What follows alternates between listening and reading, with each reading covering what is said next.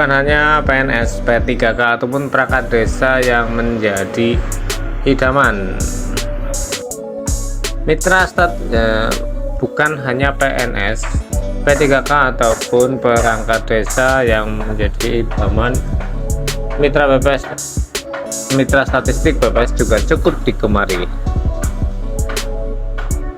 Lantas, apakah gaji perangkat desa sama dengan mitra BPS? Mari kita bahas bersama-sama. Untuk diketahui, mitra BPS, mitra statistik BPS bukanlah PNS atau P3K, sebab mereka bukan tenaga kontrak yang terus-menerus. Ya, mereka hanya ditugaskan yang bertugas untuk mengumpulkan data atau menjebak kuesioner untuk survei dengan jangka waktu tertentu, ya, kontrak tertentu 1 bulan, 2 bulan, 20 hari. Adapun berikut perbandingan gaji perangkat desa dan mitra BPS. Untuk gaji perangkat desa, gaji kepala desa perangkat desa sudah diatur pemerintah pusat lewat peraturan pemerintah nomor 11 tahun 2019 tentang perubahan kedua atas peraturan pemerintah nomor 43 tahun 2014 tentang peraturan pelaksanaan undang-undang nomor 6 2014 tentang desa. Dalam pasal 81 PP tersebut, penghasilan kepala desa, sekretaris desa, perangkat desa dianggarkan lewat APBD yang bersumber dari alokasi dana desa. Bupati atau wali kota berwenang menentukan gaji kepala desa, sekretaris desa, dan perangkat lain dengan ketentuan-ketentuan sebagai berikut. Penghasilan tetap, gaji kepala desa sekurang-kurangnya Rp2.426.640 atau setara dari 120% jumlah pendapatan PNS golongan 2A atau 2B. Kemudian pendapatan sekretaris desa Rp2.224.420 atau sama dengan 100% gaji pokok PNS golongan 2A atau 2B.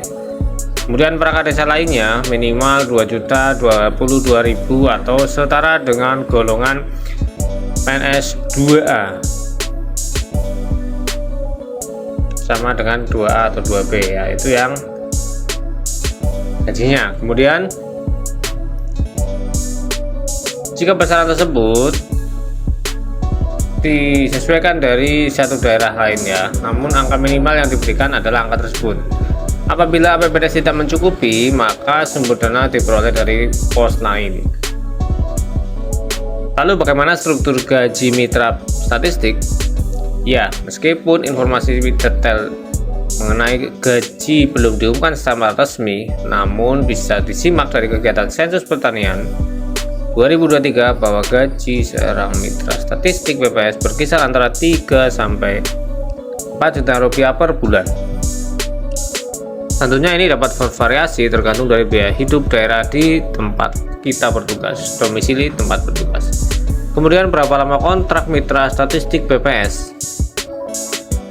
Tentu saja pertanyaan itu banyak sekali ditanyakan pada saat rekrutmen mitra statistik di tahun 2024. Ketika membahas tentang durasi kontrak, biasanya akan ditentukan berdasarkan kebutuhan survei atau sensus yang sedang dilaksanakan.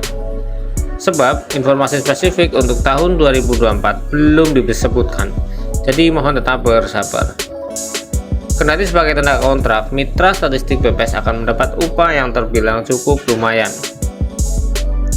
dan semua tergantung dari wilayahnya. Jadi menjadi mitra statistik BPS bukan hanya menawarkan gaji yang kompetitif, namun juga pengalaman berharga dalam kontribusi terhadap pengumpulan data yang akan mempengaruhi kebijakan nasional. Selain mendapat pengalaman, juga mendapat teman, dan kita bisa saling menjalin silaturahmi untuk membuka rezeki yang lain. Kemudian siapa yang belum daftar? Yuk, yang buruan daftar segera sebelum ditutup sampai dengan tanggal 30 November. Kesempatan yang tidak boleh dilewatkan bagi mereka yang memiliki syarat dan keinginan untuk berkarir di bidang statistik. Terima kasih.